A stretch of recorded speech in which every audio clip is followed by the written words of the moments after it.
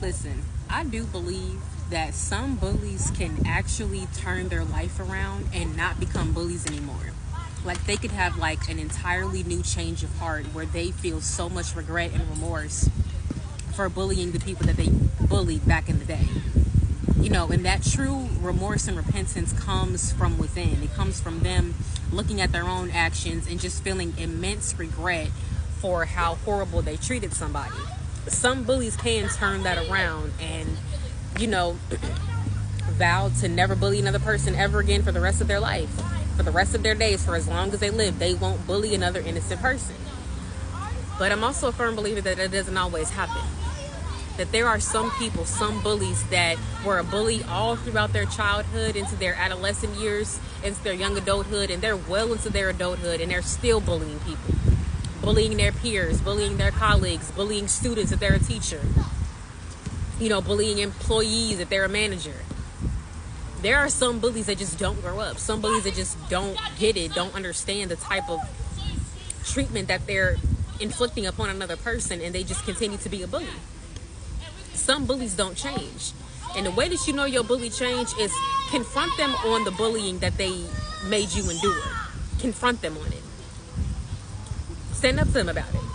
And if they try to dismiss you or say, and that's in the past, let it go, leave it alone, I don't care about that anymore, they haven't changed.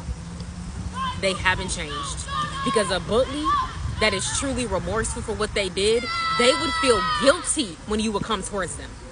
And they would be like, yeah, I did. Yeah, G, I did. I was mean to you. I was a bully to you, and I'm very sorry. I shouldn't have done that to you. You didn't deserve it. They might even explain themselves and go, you know what? I was getting abused at home, and that's why I bullied you. You know what? I was bullied by kids, so I started to do the same thing that happened to me.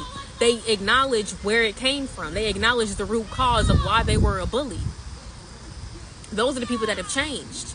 But to the bullies that haven't changed, they have no regret, no remorse for how they have treated people. They out here traumatizing people, sending people home to go home and cry, and they don't give a fuck about it. Those bullies don't change. They remain who they are, and they stay that way for the rest of their fucking life. It happens. You see, you want to be, because I guarantee you, almost every single person on this planet has been a bully before. Maybe you were a bully when you were a little small child, and then you grew out of it. But at some point, every person on this planet has been a bully at least once in their life. We all have. We are all guilty of it. We all sin. Excuse me. But if you ever sit up there and try to act like you're above the pettiness, you're above it all, it's like if you so above it, you should have been above bullying in the first place. Because the problem is, a lot of these people don't want to be held accountable for what they have done. They think that time passed allots an apology when it doesn't. They think just because time has passed that you're not thinking about it anymore and that it's not affecting you. But bullying leaves wounds on your soul. It leaves scars that take a long time to heal. People that have been verbally and emotionally and psychologically bullied, their recovery is longer than somebody that was hit and pushed and shoved in a locker. Some people would rather be physically bullied than emotionally bullied because the emotional bully lasts longer. And the way that bullies be doing people is they be embarrassing them, humiliating them, making a mockery of them, trying to make people look dumb and foolish in front of a group of people, trying to get their kicks and laughs at another person's expense. That's the type of psychological torture that people be inflicting upon people. And some of those bullies don't even change. They look back and they think, well, you took it the wrong way. Well, it wasn't even that bad. Maybe you just being too sensitive. Nah, fuck y'all. You don't get to be mean and then police how they feel about it. The thing is, we know when we're being mean to somebody. We all know. Even bullies know when they're being mean to somebody because they make a conscious choice to do that. They're taking their action with their own free will and choosing to be mean. They know what the fuck they're doing.